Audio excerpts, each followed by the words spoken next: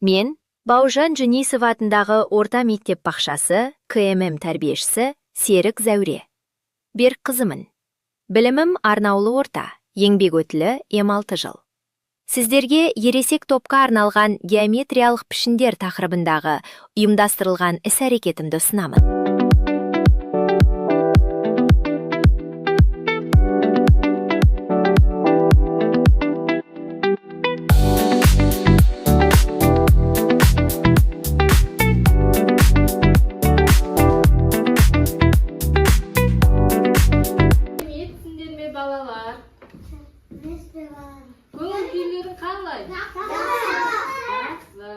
Балалар, менің қолымда міне 3 бұрыш, бір жақ қолымда 4 бұрыштыр. Қазір 2 топқа бөлінеміз.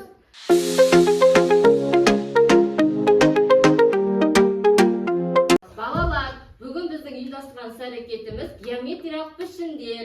Геометриялық пішіндерге бүгін біз саяхат жасаймыз. Геометриялық пішіндерді көру үшін біз телевизорға қарайықшы балалар, кәне. Сәлем, достар. Мен Айдостың пішіндер әлеміне саяхатқа шығамыз. Бұл менің дәптерім сиқырлы екен. Пішіндер тәріліп жатыр. Сәлем, мен дөңгелекті күн сияқты шақырайын. Мен шашымын. Мен 3 бұрышпын. Менің 3 қабырғам бар. Таулар маған ұқсайды. Ал мен 4 бұрышпын. Менің де 4 қабырғам бар. Иік ұзын, иік қысқа. Келесі кезекте біз геометриялық пішіндер еліне саяхат жасаймыз. Бізге сиқырлы сандық қонаққа келіпті. Қазір осы бойынша тапсырмалар орындаймыз. Сиқырлы сандықтың ішінде тапсырмалар бар сендерге. Қазір көреміз қандай тапсырма екенін. Бірінші, қолдарын түсіріңдер. Мен қазір айналдырам, кімге келіп тоқтайды, сол бірінші алады, иә? 1, 2, 3. Ұстаққа қолыңды егасың. О, аша қойын. Аш сандығыңды сен. Саған қандай пішін беріпті? Дұрыс. Қандай дөңгелек? Сопақша дөңгелек. Сопақша дөңгелек түсі қандай? Дұрыс айтады, қолыңы жарайсың. Келесі, іңкәр, өзің айналдыр да қолыңмен ұста қал бір нені. Сиқырлы. Ұста, айналдыр өзің. Айналдыр. Енді өзің тоқтата қой. Дұрыс. Енді ашамыз сиқырлы сандығымызды. Қандай пішін? 3 бұрыш. 3 бұрыш түсі қандай? Дұрыс. Келесі.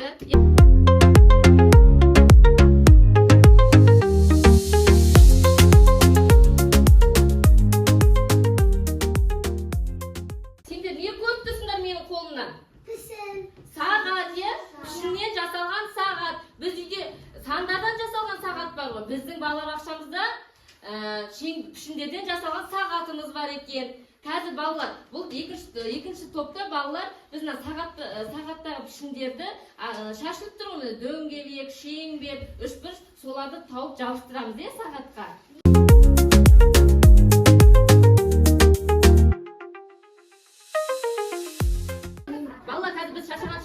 Енді бір күштілеп тұрып тергіп алайықшы, орнымызда тұрайық қане. Бәріміз орнымызда тұрып тергіп сән жасаймыз, е, балалар? Дүрт тұрамыз. Дұрыс, айтамыз келеміз. Қандай айтамыз?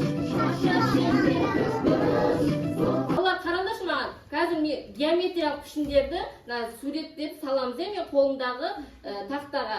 Иә ма? Бірінші топ, екінші топ, бөлек. Мен қазір ең бірінші айтам, 3 бұрыш салында.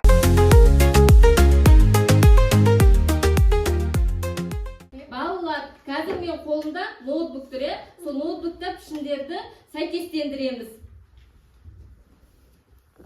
Балалар, біз қазір ноутбук программасы бойынша сәйкестендіреміз, е? Ертең сен қара, мен саған бір рет көрсетейін. Түсіндіріп, 3 бұрышты әкелеміз осылай. Өзің жасай қой. Енді 4 бұрышты жасай қойын. Шеңберді әкеле қой. Балалар, бүгін біз ұйымдастырған іс-әрекетте не өттік? Геометриялық пішіндер өттік, е? Қандай пішіндерді кәне бәріміз айтайықшы? Не үйрендік? 4 бұрыш, сосын 3 бұрыш, шеңбер. Енді балалар, қараңдар. Рахмет. Балалар, енді 3 бұрыш неге ұқсайды? Кәне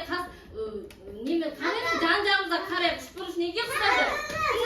Үйдің сатырына ұқсайды. Дұрыс. Келесі 4 бұрыш неге ұқсайды? Қараймыз жан-жағымызға. Терезеге ұқсайды. Телевизорға ұқсайды. Есікке ұқсайды. Енді дұрыс, орындық, отырған парталарға ұқсайды. Жақсы, жарайсың. Балалар, мен сендерге қазір сұрақ қояйын. Балалар, қараңдар, не көріп тұрсыңдар? Шаңырақ, кигіз үй көріп тұрмыз, иә? Енді кигіз үйде шаңырақ неге ұқсайды? Домалақ. Шеңберге ұқсайды, иә, домалақ дұрыс. Келесі, көрпе неге ұқсайды? Дұрыс, тік төртбұрыш. Айсұлтан, үстеліміз неге ұқсап тұр? Шеңбер. Дұрыс, шеңберге ұқсап тұр. Ал шаңырақ кигіз үйіміздегі көрпеміз неге ұқсап тұр? Дұрыс, тік төртбұрышқа ұқсап тұр. Жақсы балалар, бүгін сендер геометриялық пішінді ұйымдастырған сұрақетті жақсы түсінесіңдер, жарайсыңдар. Геометриялық пішіндерге жақсы қатыстыңдар, жақсы үйренді. Енді мен сендерді марапаттағым келіп тұр. Бүгін барлықтарыңа жақсы қатысқандарың үшін геометриялық пішіндерге байланысты мен сендерге ойыншық беремін. Үйде жақсылап ұмытпау үшін өздерің құрап ойнайсыңдар, иә ма балалар? Иә.